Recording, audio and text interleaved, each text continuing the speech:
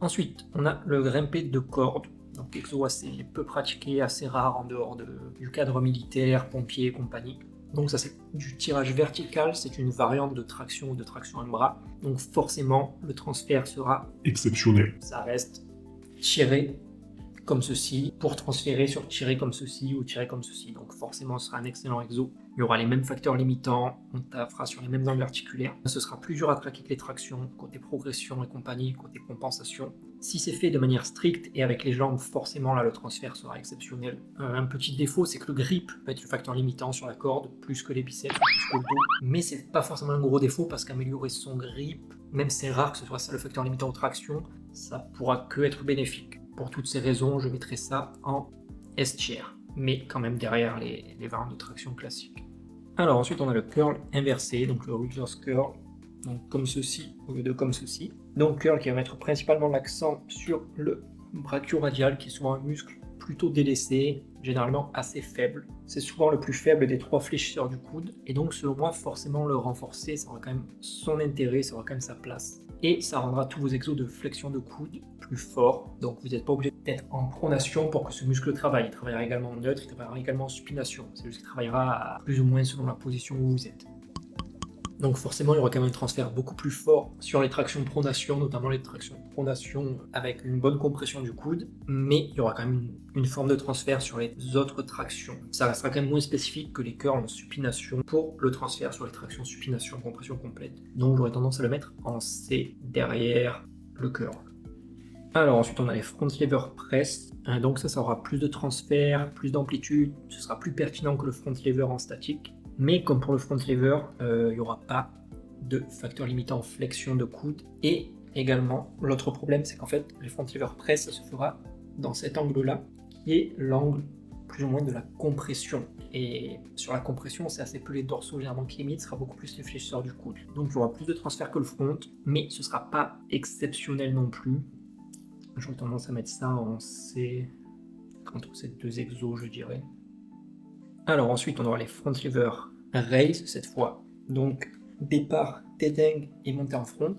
Dans ma vidéo sur le front lever, je disais que les press étaient beaucoup plus intéressantes pour le front que les raise. Là, ça va être l'inverse. Donc les raise, il y aura beaucoup plus d'amplitude. Ce sera dans un angle articulaire où les dorsaux sont beaucoup plus un facteur limitant. Et donc là, les front lever raise seront beaucoup plus intéressantes que les front lever press pour transférer sur les tractions. Comme pour le butterfly, il n'y aura pas de flexion du coude, mais pour toute la partie dorsaux, le transfert sera très bon. Moi, j'aurais tendance à le mettre peut-être en B, ici, je dirais.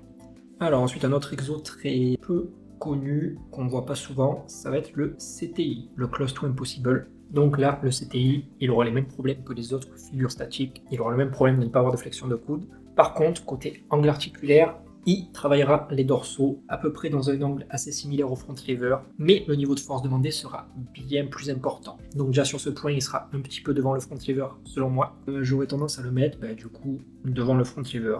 Donc toujours ce problème avec le statique, que c'est juste un angle articulaire très serré. Si par contre vous faites des CTI press ou des CTI raise, là ce serait forcément plus haut dans la tier list. Alors ensuite on a les high pull-up. Donc les pull-up où on va monter haut, donc par exemple sur le bas des pecs, sur le nombril, voire aux hanches. Ça, je pense qu'il y a beaucoup de gens qui s'attendent à ce que je le mette très haut dans la tier list, mais selon moi, c'est pas un exo génial pour améliorer ses tractions lestées. Ce sera beaucoup plus intéressant pour améliorer son muscle. Déjà, c'est un exo où on aura tendance à très peu se lester. C'est un exo qui est très dépendant du timing, de la coordination. Il y aura très peu de biceps et de fléchisseurs du coude dessus, juste un peu de l'amorce explosive. La trajectoire et l'engagement musculaire sera assez différent de la traction. Sur une traction, on veut se tirer de manière compacte. Là, à l'inverse, on veut s'éloigner de la barre et faire plutôt une trajectoire circulaire, donc beaucoup plus proche d'une espèce de mouvement de pull-over. Donc ce sera bien pour taffer son explosivité, pour taffer son muscle-up. Pourquoi pas taffer son explosivité sur le début de la traction, mais sinon pour la force de traction générale, ce sera pas top.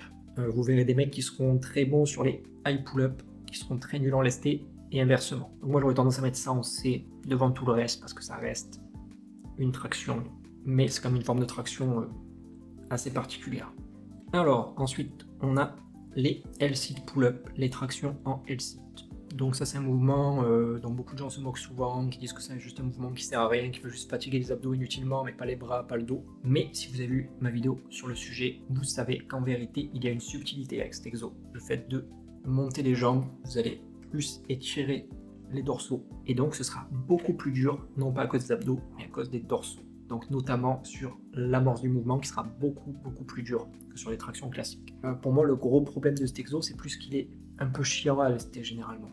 Mais sinon, ça reste un très bon exo pour améliorer sa force, principalement sur la partie basse des tractions. Et du coup, j'aurais tendance à mettre ça en A devant le reste, parce que c'est une variante de traction. Alors, ensuite, la traction un bras. Donc là, on prend la traction un bras, compression complète, coude vers l'avant, pour être plus spécifique. Donc là, forcément, c'est exactement la même chose que la variante à 2 bras, mais à un bras. Et donc, forcément, le transfert sera absolu. Le transfert sera optimal. Donc ça, c'est idéal si vous avez beaucoup de force, mais peu de lest à disposition. Par contre, ça restera inférieur aux variantes lestées selon moi. Tout simplement parce que sur les tractions un bras, on aura tendance à voir beaucoup de gens tricher, beaucoup de gens faire des compensations. Donc faire du keeping de côté, faire du keeping vers l'avant, se tordre dans tous les sens, etc. Ou alors partir bras pliés, céder des pieds pour le départ, plein de petits trucs comme ça. Mais par contre, si vous les faites vraiment clean, vraiment strict, avec exactement la même trajectoire que les tractions à 2 bras, sans keeper sur le côté, sans vous tordre bizarrement, là, le transfert sera absolu et total. Et donc, je mettrai ça en S tier, évidemment. Alors, ensuite, on a les sternum pull-up, ou certains vont appeler ça parfois des perfect pull-up. Donc, en fait, des tractions, on va venir se cambrer et toucher la barre avec le sternum, avec une grosse rétraction des omoplates. Donc, c'est à première vue, on pourrait dire que le transfert va être parfait ou très bon. Mais il y a plusieurs petits soucis avec ce mouvement. Déjà, on est un peu limité côté flexion de coude, mais bon, c'est encore une fois, c'est le même souci que sur les tractions pronation large classiques. Mais le problème, c'est qu'on n'aura pas les mêmes facteurs limitants que sur des tractions pronales lourdes généralement. On aura beaucoup plus la rétraction en facteur limitant, beaucoup plus arrière d'épaule en fait, un peu comme un rowing. Ce mouvement-là, il faut voir ça un peu comme un mouvement hybride, tirage vertical, tirage horizontal. Donc en fait, sur le début, c'est du vertical et sur la fin, quand on se cambre, en fait, on se tire plutôt comme ceci, comme sur un rowing prise large. Et du coup, on aura un petit peu le même type de problème que sur le haut des front lever pull-up. Pas les mêmes facteurs limitants que sur une traction. Contrairement au front lever pull-up, on aura quand même la partie basse qui sera pareille que les tractions, on aura quand même cette action de dépression d'épaule contre la gravité. Donc de ce côté-là, ça restera incomparable. Mais un autre gros problème de cette variante-là, c'est qu'elle est très difficile si vous la faites correctement. Et du coup, vos perfs en lesté vont s'effondrer. Et donc, vu que vos perfs en lesté vont s'effondrer, vous n'allez pas pouvoir taffer correctement la partie basse, parce que sur la partie basse, ce sera très facile. Vous ne pourrez pas taffer la compression parce qu'on n'a pas. Et au final, ce qui sera difficile, c'est plutôt cette espèce de fin de rowing. Et généralement, sur ce mouvement, vous verrez qu'en fait, ce qui va se passer, c'est que vous n'arriverez plus à toucher la barre, non pas parce que vous n'avez plus de force dans le dos, dans les dorsaux ou dans les biceps ou autre, mais en fait, tout simplement parce que vous n'arrivez plus à rétracter suffisamment. Et donc, en fait, ce sera vos trapèzes ou votre aire d'épaule qui va vous lâcher. Et donc, pas super spécifique à la traction classique. En gros, ça taffera le flexeur du coude, ça taffera les dorsaux, mais ça ne permettra pas de les pousser vraiment au max. Et donc, c'est pour ces raisons-là que je ne suis pas giga fan de ce mouvement-là. Selon moi, c'est un mouvement hybride qui essaie un peu de tout mélanger, mais du coup, en fait, on taffe pas grand chose qu'on veut taffer au final. Donc j'aurais tendance à mettre ça peut-être en B. Allez, devant le rowing, parce que c'est quand même plus spécifique. Alors, ensuite on a le pullover sur banc, aux haltères, à la barre, etc. Donc là, ça travaillera beaucoup les dorsaux, mais ça les travaillera en position d'étirement. Donc ici, donc la courbe de résistance sera pas ouf pour progresser aux tractions selon moi. Ce sera très bien pour le conditionnement des épaules, des dorsaux. Ce sera bien pour taffer l'amorce. Donc ce sera un exo d'assistance intéressant pour se conditionner pour les dorsaux. Mais ça restera un exo d'assistance assez secondaire. Au même titre, je dirais que tout ce qui sera les variantes de curl et compagnie. Donc je mettrai ça en C, sans doute dans ces eaux-là. Allez. Ensuite, on aura les tractions à la lat pull-down machine. Donc là, on va imaginer qu'on les fait encore une fois en supination, compression complète. Donc là, ce sera exactement le même mouvement que la traction, mais à la machine. Donc forcément, très spécifique, forcément, très gros transfert. Ce sera idéal pour travailler sa force spécifique aux tractions si on n'est pas assez fort pour en faire au poids du corps, par exemple. Personnellement, moi, je suis moins fan des exos guidés, mais ça, c'est juste moi. Mais en soi, ça restera un excellent exo si vous avez une trajectoire similaire à vos tractions. Et du coup, je mettrai ça en S. Ensuite, on aura toutes les variantes de rowing sur machine. Donc ça, vous serez calé, donc vous n'aurez pas ce problème de chaîne postérieure qui peut vous limiter, ou les lombaires qui peuvent vous limiter. Donc comme pour les tractions australiennes, ça ce sera très bien. Généralement sur ce type d'exo, sur machine, on aura tendance à avoir moins de triche que sur barre libre ou que sur halter. Donc ce sera plus simple à traquer normalement. Selon moi, c'est un bon exo d'assistance pour les tractions et la force de tirage en général. Encore une fois, moi je suis pas giga fan des machines et du guidé, mais ça c'est comme moi. Et si vous prenez énormément de force sur une machine à rowing, généralement vous aurez pris en force sur votre action un minimum aussi. Évidemment, il y aura des machines qui seront plus qualitatives que d'autres, etc. Mais ça, c'est un autre débat. Donc j'aurais tendance à mettre ça en A, on va dire, allez, devant le butterfly. Ensuite, on aura le pullover, mais cette fois-ci à la poulie. Donc, où on va avec une poulie haute faire un mouvement comme ceci. Donc ça sera très similaire à des front lever raise. Ce sera beaucoup plus adapté côté courbe de résistance que le pullover aux haltères. Selon moi, ce sera plus facile à traquer, plus agréable que les front lever raise, et surtout, vous n'aurez pas le facteur gainage et hollow body qui vous limitera. Évidemment, il n'y a pas de flexion de coude. Donc selon moi, c'est un bon exo d'assistance. Pour améliorer la force des dorsaux, ce sera top. Et du coup, j'aurais tendance à le mettre en B devant les front lever raise. Ensuite, on a le curl pupitre. Donc là, pour le transfert, ça dépendra du type d'inclinaison du pupitre que vous choisissez. Si vous faites du curl pupitre avec très peu d'inclinaison, là, on aura les mêmes problèmes, les mêmes limitations que le pélican curl. Donc en fait, le fait que la tension sera principalement sur le début de la flexion de coude, et donc ça aura un transfert moins intéressant que le curl bar classique selon moi. Si vous avez un pupitre beaucoup plus incliné, là déjà, la tension sera un peu plus intéressante, donc ça peut être très variable. Comme tous les curls, si vous améliorez fortement vos performances dessus, vous verrez forcément du transfert sur la partie flexion des coudes, sur tous les exos de traction, rowing et compagnie. Ça reste un curl, mais selon moi, ce ne sera pas non plus le meilleur des curls pour les tractions. Ce sera généralement inférieur au curl bar, selon moi, souvent, et donc j'aurais tendance à le mettre en C. Et je sais pas trop, là en vrai, tous ces exos là sont à peu près kiff-kiff, donc l'ordre n'est peut-être pas super important. Alors ensuite, on aura le strict curl, donc comme du curl bar, mais cette fois-ci contre un mur, donc beaucoup plus difficile. Aucune compensation de permise comme sur le curl bar ou comme sur le cheat curl. Ça, selon moi, comme pour le curl bar, l'angle articulaire sera plus intéressant que le pélican curl ou du curl pupitre avec peu d'inclinaison. Et personnellement, côté ressenti personnel, j'ai l'impression que le strict curl, qui est un exo où le grind est très difficile, donc ça vous apprend vraiment à forcer à travers le sticking point parce que vous ne pouvez pas compenser comme sur d'autres mouvements en vous penchant en arrière par exemple, et je trouve que ça a tendance à vraiment beaucoup aider pour le grind justement sur la compression des tractions. Donc pour moi c'est un excellent exo pour toute la partie biceps des tractions. Il taffe toute l'amplitude de flexion de coude, donc j'aurais tendance à le mettre en C. Peut-être même devant tout le reste. Alors ensuite on aura les baby pull-up. Donc là on va faire des baby encore une fois. Supination, coude vers l'avant, vous connaissez le blabla. Donc si vous ne savez pas ce que sont les reps en baby, je vous mets la vidéo comme d'habitude. Donc là forcément on va être sur le même angle articulaire que les tractions. On aura la même courbe de résistance, les mêmes sticking points, tout le blabla. Et donc forcément ce sera extrêmement spécifique aux tractions. C'est le même mouvement, mais juste avec une assistance du bas du corps pour se délester. Donc ça sera génial si vous n'avez pas encore la force de faire des tractions et que vous n'avez pas accès par exemple à une lat pull-down machine. Le plus gros inconvénient selon moi, c'est que ce sera plus difficile à traquer que sur une lat pull-down par exemple, ou que sur une traction lestée. Et c'est évidemment possible de les faire à un bras, s'il y a deux bras c'est trop facile. Et donc ça ira en S.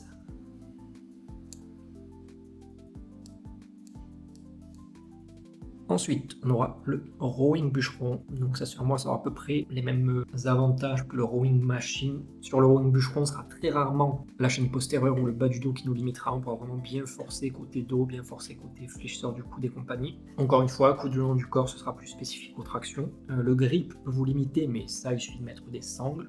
Moi, j'aurais une petite préférence pour du rowing bûcheron comparé à de la machine. Mais ça, encore une fois, c'est une préférence personnelle. Et donc, j'aurais tendance à le mettre en A. Exercice d'assistance efficace. Mais ouais, peut-être là, parce que facile à traquer comparé à certaines des variantes du dessous. Alors, ensuite, on aura des calf raises. Donc, très bon exercice pour les mollets. Donc là, certains se diront sans doute que ça n'a pas de transfert sur les tractions. Mais encore une fois, la réalité est un peu plus nuancée que ça généralement.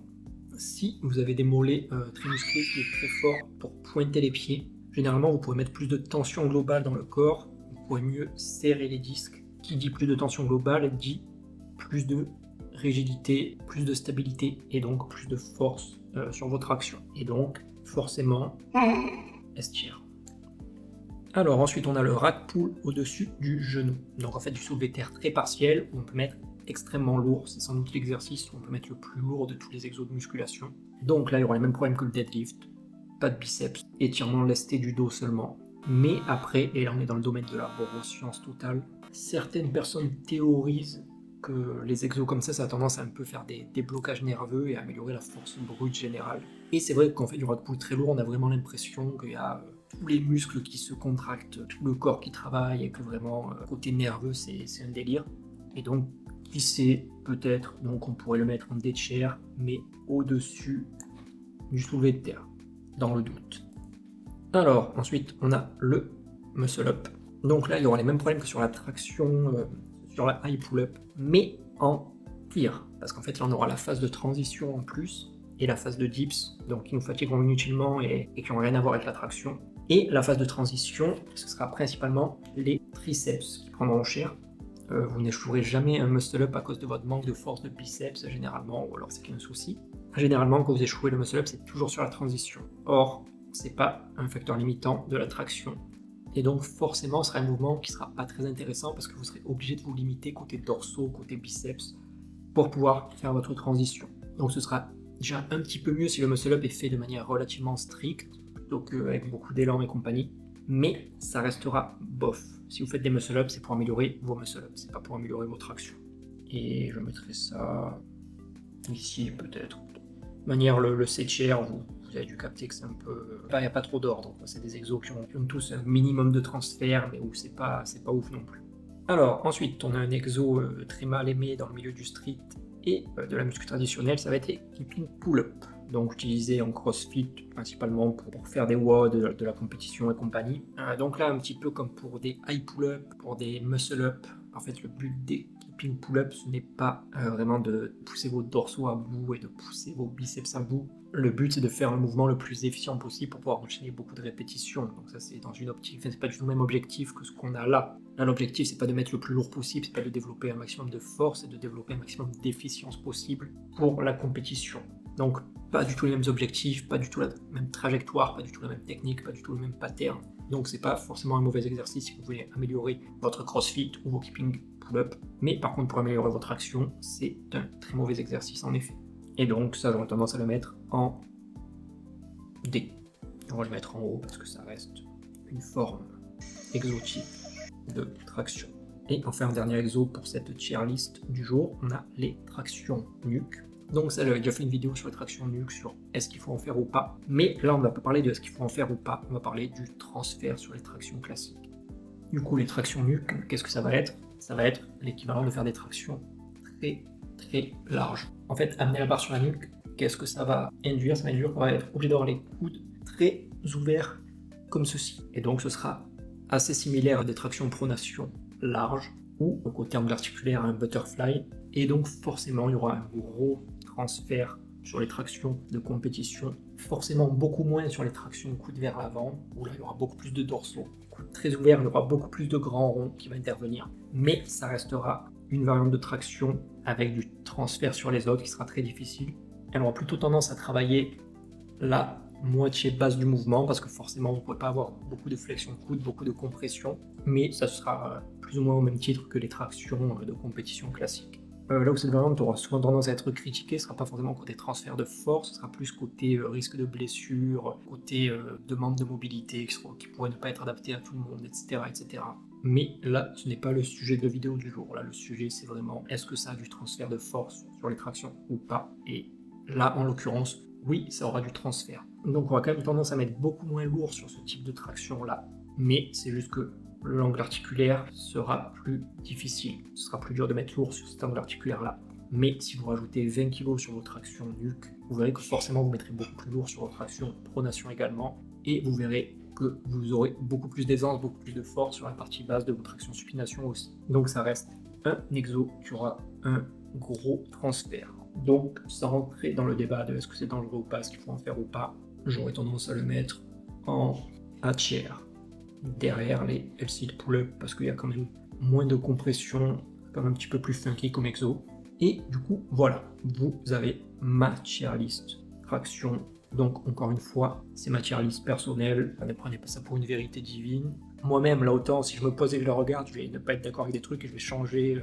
Enfin, si je refais la même tier list demain ou après-demain, ce ne sera pas les mêmes. Il y aura des petits détails qui changeront, mais la structure globale restera la même. Donc là, si on regarde les exos en S tier, c'est des exos qui passent, sauf celui-là, ça c'était juste pour vous embêter. C'est des exos qui passent par tous les sticking points de la traction, c'est des exos qui ont les mêmes angles articulaires, des exos qui travaillent les fléchisseurs du coude, les dorsaux, et ça, ce sera plus ou moins toujours les mêmes. Là où ça aura tendance à changer, ce sera plus pour les exos d'assistance, ou selon les jours, je me dirais peut-être, ah, lui ça va être du B, lui ça va être du C. Mais globalement, la structure globale restera la même normalement. Donc en S, vous aurez les meilleurs exos traction de loin. En A et B, vous aurez des bons exos pour avoir du transfert sur les tractions. Clairement, en A et B, tous ces exos-là, si vous gagnez beaucoup en force dessus, ça pourra faire que du bien à vos tractions. Donc il n'y a pas vraiment de mauvais exos non plus. Donc S, A, B, on est vraiment sur les exos qui ont plus de transfert. C, ce sera un peu plus fouillis, donc il y aura du bon, du moins bon. Généralement, là, tous les exos auront une forme de transfert sur votre traction, mais parfois sera très limité sur un petit angle articulaire, ou juste les dorsaux, ou juste les biceps, etc. etc. Et D, on sera sur les exercices avec un transfert assez médiocre ou nul, et donc ce sera des exercices généralement qui seront pas intéressants du tout pour améliorer votre action. En fait, ces exercices-là, ils auront de l'intérêt si vous avez d'autres objectifs en rapport avec ces exos-là. Donc si vous faites du crossfit pour la keeping pull-up, pour la santé de vos épaules avec le face pull, soulever terre pour améliorer votre chaîne postérieure, etc., etc. Donc voilà, je pense que j'ai tout dit. Donc prochaine tier list, normalement, je promets rien, mais je pense que ce sera sur la croix de fer pour faire une tier list street. Comme d'habitude, si vous avez des questions sur cette tier list ou sur d'autres trucs, s'il y a quelque chose que vous n'avez pas compris, si vous voulez en débattre ou autre, n'hésitez pas à m'envoyer un message sur mon Insta ou à laisser un commentaire sous la vidéo pour me faire gagner de l'argent. Et je vous dis à plus.